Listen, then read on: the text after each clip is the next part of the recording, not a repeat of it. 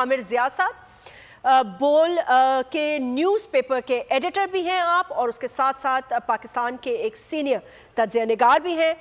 बहुत बहुत शुक्रिया। अब्बास शब्बीर तो हैं ही हमारे साथ, अमीर अब्बास जो हैं वो इस सेगमेंट में हमारे साथ नहीं हैं। अमीर थैंक यू, आपने वक्त निकाला।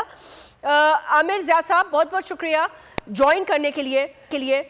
मैं तो आपसे यही पूछना चाहूँगी कि ये बताइए कि अब तक होने वाले हालात पर क्या तज्ज़िया है आपका? What exactly do you foresee, Aamir साहब? What is going to happen? Jasmine बहुत शुक्रिया अपने प्रोग्राम में मदऊ करने का।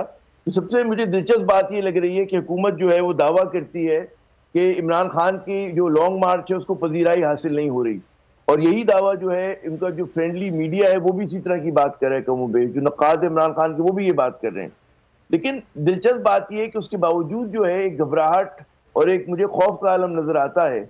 उसकी कुछ आपको वो हमको इशारे देखने चाहिए। क्योंकि सब बयान कर रहे हैं आपसे पहले भी ट्रांसमिशन में कि किस तरह इस्लामाबाद को जो कंटेनर्स के जरिए इन्होंने बिल्कुल कहते हैं ना बकौल अमीर अब्बास के को हिमालय खड़ा कर दिया।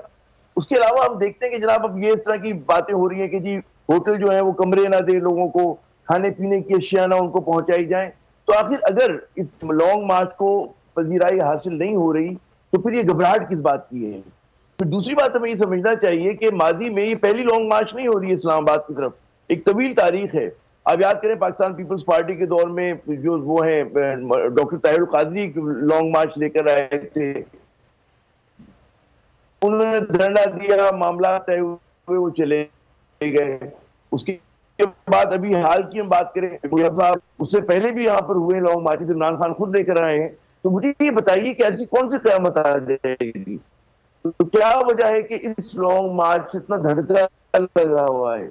उसका मतलब ये है कि कोई तो बात है कि हुकूमत मजबूती की बात करी, उसमें आपको कोई कमजोरी की झलक नजर आ रही है। तो वो एक हमें समझना चाहिए। उसकी वजह ये कि जो इमरान खान को एक अवामी पजीराई मिल रही है, जिस तरह से अभी बाई इलेक्शन का रिजल्ट देख रहे थे, तो बात थी कि उनके लिए एक बहुत बड़ा चैलेंज खड़ा हुआ है। और क्योंकि ये हुकूमत एक गैर मकबूल हुकूमत है, इसका जो जायज होने के ऊपर सवाल के निशान है, तो ये और ज्यादा दबाव का शिकार है। तो मुझे ये लग रहा है कि इस वक्त जो है मतलब है कि जो अगर हम आगे बात करें कि होना ही चाहिए कि बजाय लॉन्ग मार्च के उसको नाकाम बनाने के बातचीत के जरिए मसाइल को हल होना चाहिए।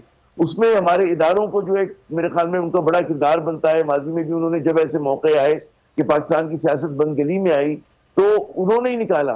तो अब भी मैं समझता हूँ कि अब हमारे सियासतदानों ने तो साबित कर दिया हुकूमत ने कि तो बातचीत करके पार्लियामेंट के अंदर, पार्लियामेंट से बाहर इनके पास कोई तरीका ही नहीं है।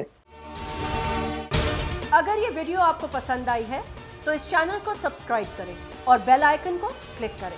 पीटीआई का हकीकी आज़ादी मार्च सिर्फ बोल दिखा रहा है। 24 घंटे हकीकी आज़ादी मार्च, सबसे ज्यादा रील्स और सबसे ज्यादा रेटिंग्स के साथ बोल रहा नंबर 1।